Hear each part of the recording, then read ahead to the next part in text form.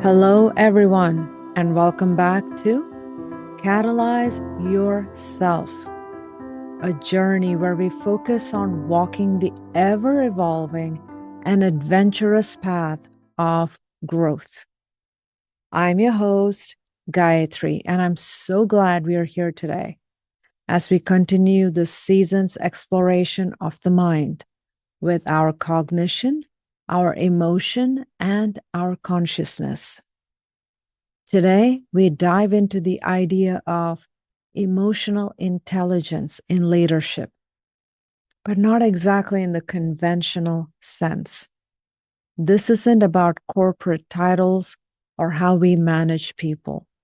This is about how you lead your life. And this could be in your professional world or in your personal world. And we know this. In many cases, they intertwine. Because the truth is, you are always leading. You're leading your energy, your decisions, your reactions, your values, your conversations. You're leading even when you may not realize you are. So the question is not, am I a leader? The question becomes, how am I leading?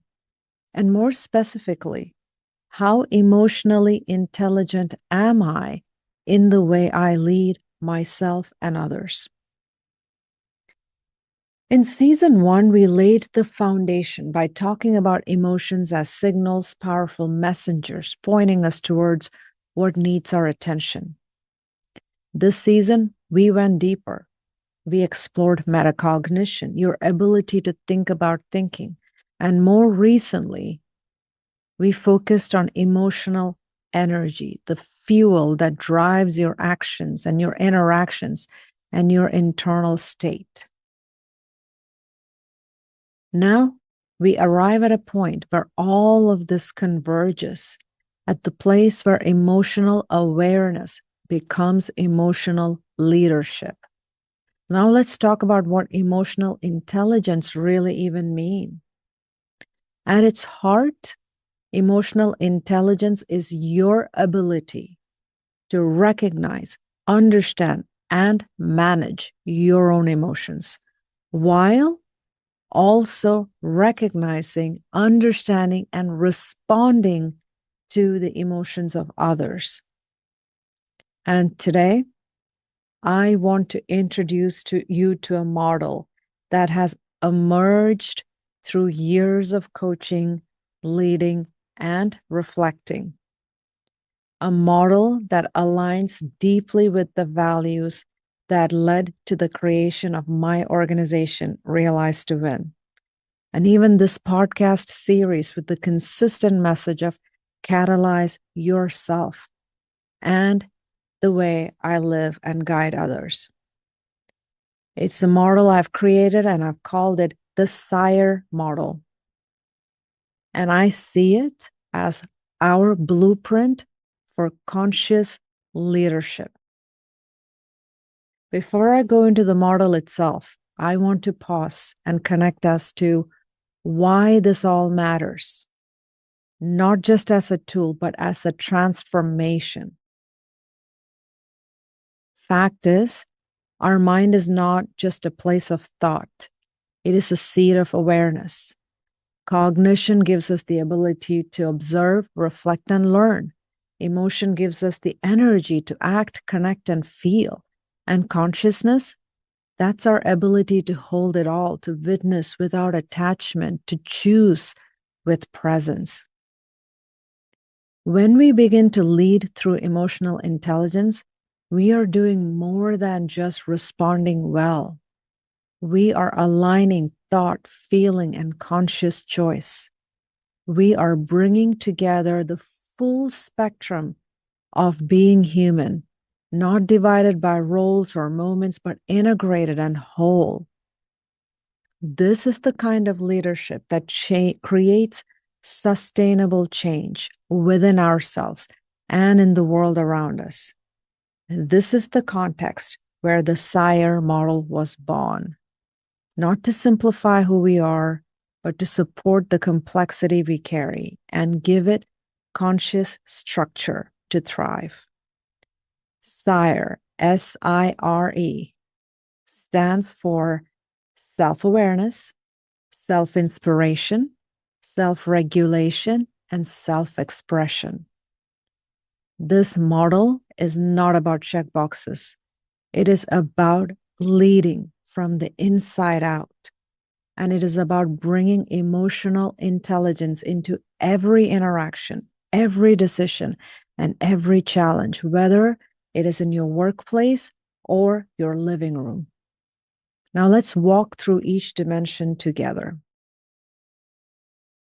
Self-awareness, the foundation. Self-awareness is where all leadership begins. It is where you recognize your inner world. It is where you understand your thoughts. It is the foundation of conscious leadership and growth. It is your ability to notice what's happening inside of you, your emotions, your triggers, your values. If you don't know what you're feeling or why you're acting a certain way, you are not able to effectively lead yourself, let alone anyone else with clarity and purpose. In your moments of reflection, ask yourself, when I'm under pressure, what is the first emotion I feel? And what usually follows? This self-awareness is the gateway that allows you to shift from autopilot to intentionality. It empowers you to choose rather than react. And the more attuned you are to your internal state, the more grounded your leadership becomes. All right, the I in SIRE, self-inspiration, the inner spark. This element of emotional intelligence is often missed. However, it is crucial because this is what connects you to your inner drive, aligns you with your values, passions, and purpose. Let your leadership and choices be guided by what lights you up and not just external approvals. Self-inspiration is your ability to connect with your inner why, to act from your deepest values and purpose. It's what gives you energy and direction and the resilience to move through obstacles. We often look outside of ourselves for motivation, but true leadership is fueled from within. When you're in alignment with your purpose, you don't need to be pushed. You're naturally pulled towards your goals. Ask yourself, what lights me up? When do I feel most energized, most alive, most aligned?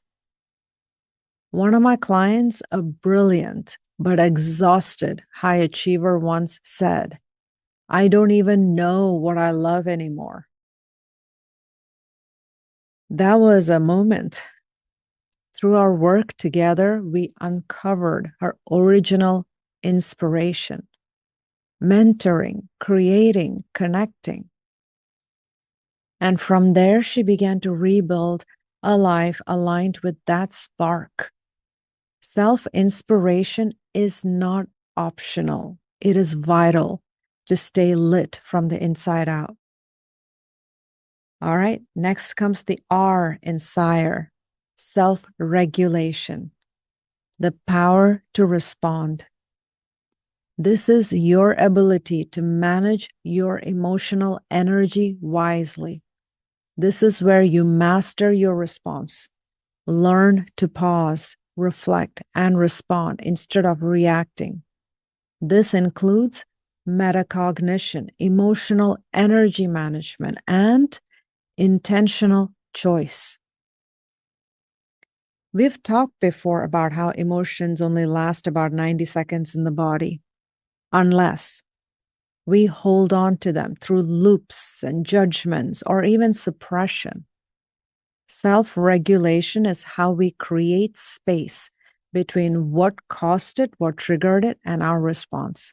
It is how we interrupt reactivity and choose presence instead. This does not mean avoiding or bypassing emotions. It means honoring them, then choosing what to do with their energy intentionally. In your reflections, ask yourself, when I feel triggered, do I react or do I respond? What helps me regulate without suppressing? One of my clients, a new director in a high pressure role, learned to build mini moments of regulation into his day. Breath work, stepping outside, a mindful pause between meetings. These moments changed not just his stress levels, but his executive presence. And now finally, the E in the SIRE, self-expression, the bridge to others. This final piece of the SIRE model is your ability to communicate with clarity, compassion, and authenticity. Self-expression. This is what allows you to lead through connection to others. This is where you express your emotions authentically, cultivate empathy, active listening, and constructive communication in all of your relationships. This is where emotional intelligence becomes relational. It is how you engage with others, listen deeply, navigate conflict, and create psychological safety. Leadership without connection can be hollow. Leadership with self-expression becomes absolutely magnetic. And here's something we need to talk more of.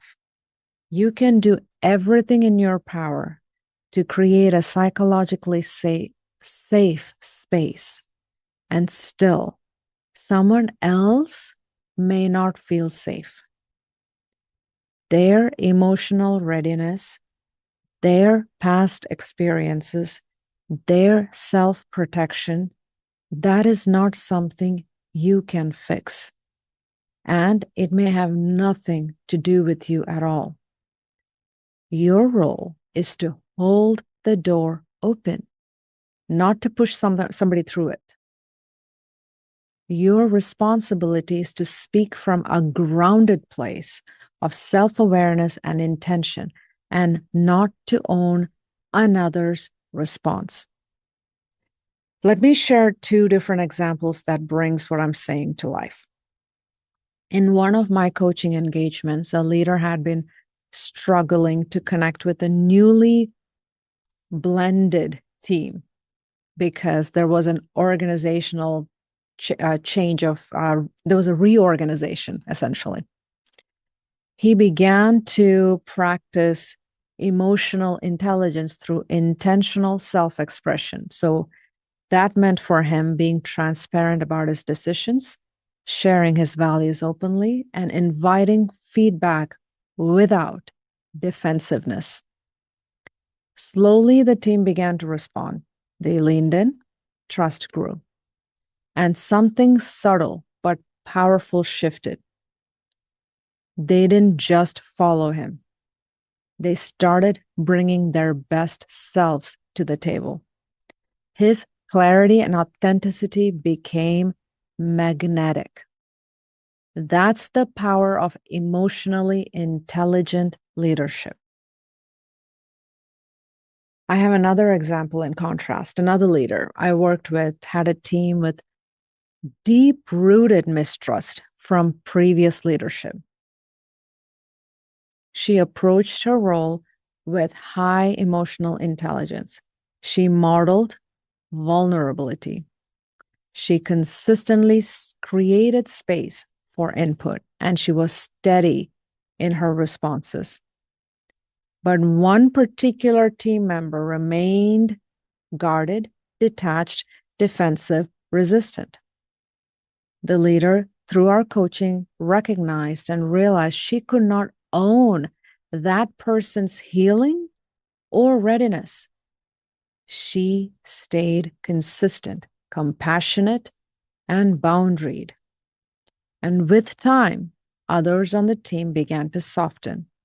A few even commented on her consistency that made them feel seen and safe, not because she fixed them, but because she stayed steady while they did their own work. That is emotional intelligence, creating the bridge without demanding who should walk across it. Now that I've shared these examples, I want to give you a couple of thoughts to reflect on in your own time. One can be, do I express my truth with clarity and compassion without over owning the outcome? Another can be, how can I lead relationally while still rooted in my true self? In both personal and professional spaces, the key is to express authentically without over owning the outcome. Your emotional intelligence lies not just in your expression. And this expression isn't just about what you say or how you show up initially. It also includes how you respond to how others respond to you. That response is also part of your emotional expression. It reflects your awareness, your regulation, your values, and your leadership maturity. What we've walked through today is more than just a model. The SIRE model is a guide, and it becomes powerful only when it is lived with presence and intention. Emotional intelligence isn't about being perfect. It is not about always having the right words or managing every emotion flawlessly. It is about noticing your inner world, knowing your inner world, being in tune with what you feel and value, and making conscious choices that reflect who you truly are and who you truly want to be. It is about being able to say, I feel this, I understand this, and I'm choosing how I move forward. This is emotional intelligence. This is conscious leadership. This is how you catalyze yourself, one emotion, one decision, one moment at a time. Having said all that, now let's zoom out even further for a moment, because emotional intelligence and leadership isn't just about how we show up for others. It is deeply about how we relate to our own selves. You are in a relationship with your mind, with your emotions, with your impulses, and with your values. You are in a relationship with how you narrate your past and how you imagine your future. And in this relationship, you're either leading or you're being led. You're either choosing your internal responses consciously or defaulting to your conditioned responses, old scripts, habits, fear. You're either moving with compassion or criticizing yourself into silence. Self-leadership is the foundation. You cannot lead a team well if you do not speak kindly to yourself. You cannot inspire others if you're constantly doubting your own worth. You cannot create psychological safety externally if your internal world is a battlefield. And that is why this work is powerful, because when you lead yourself with emotional intelligence, everything else begins to align. Your communication is sharp. Your choices are clearer. Your life becomes more together, more congruent. The relationship you built with your inner world sets the tone for every relationship you have outside of it. And here's what else I want to remind you of. When you start living this way with self awareness, self inspiration, self regulation, and self expression, you're not just changing your own life, you're changing the emotional climate around you. Emotional intelligence does not stay contained, it radiates. When you pause and respond with intention, people around you feel it. When you hold space for others without reacting defensively, you are now modeling a new way of relating. When you walk into a room with clarity, presence, and emotional steadiness, you shift the energy. And this is how emotional intelligence becomes influence, not through authority, however, through authenticity, not through control, however, through consistency. You may not always see the ripple in the movement. However, over time, the people around you begin to shift. Some become more open, some feel more seen, and some begin to meet you at a deeper level of honesty and respect. And those who are not ready or simply refuse to, they simply fall away. The change might be subtle, but it's real. Because when you choose to lead yourself consciously, you give others permission to do the same. And now you've come to the close of this episode. So let's take a moment and bring it all together. Today, we have explored what emotional intelligence and leadership truly means. It's not a concept to just read in books and something to admire. It truly is a way to live. We talked about how leadership is always present in how we live our lives, in how we respond, how we relate, how we decide, how we lead ourselves through every moment. I was able to introduce my model, the SIRE model, which can be all of our blueprint for conscious leadership, a framework that supports you in becoming a better kind of leader who leads from within, with self-awareness to understand your inner world, self-inspiration to stay aligned with your purpose, self-regulation to respond with intention, and self-expression to connect with others authentically. And we reflected on how emotional intelligence becomes not just a personal advantage, but a ripple of influence that shapes our culture and our relationships and our legacy. And with this, I want to invite you, spend some time reflecting on a few points.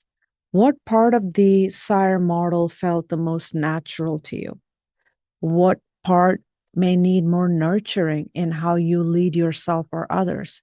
And how can you bring just one more moment of emotional intelligence into your day through presence, through curiosity, or conscious choice? This week, try to catch yourself in a leadership moment, and that could be while you're in a conversation. It could be some type of conflict. It could be parenting. It could be decision making or self-talk, and see what shifts when you engage from a SIRE mindset. And then I would love to hear from you. Which part of today's message resonated the most? What are you going to explore, try, or reflect on this week? Share your thoughts, message me, comment where you're listening, or just connect with me directly. Because your journey catalyzes not just yourself, it encourages and uplifts all of us listening along with you. And next week, we take this journey even deeper in episode 9. which would be awaken conscious awareness. We will explore how developing a heightened state of conscious awareness transforms not only how we lead, but how we live. And we look at how to bring greater presence into our everyday lives, how to tune into what matters the most, and how consciousness is the bridge between emotional mastery and true freedom. Thank you for joining me today. I'm Gayatri, and I'm so grateful for the space we shared together. And I want to encourage all of us to keep nurturing our emotional wisdom, because the most powerful leader we will ever follow is the one within. Until next time, let us continue to lead with intention, live with presence, and honor our authentic selves.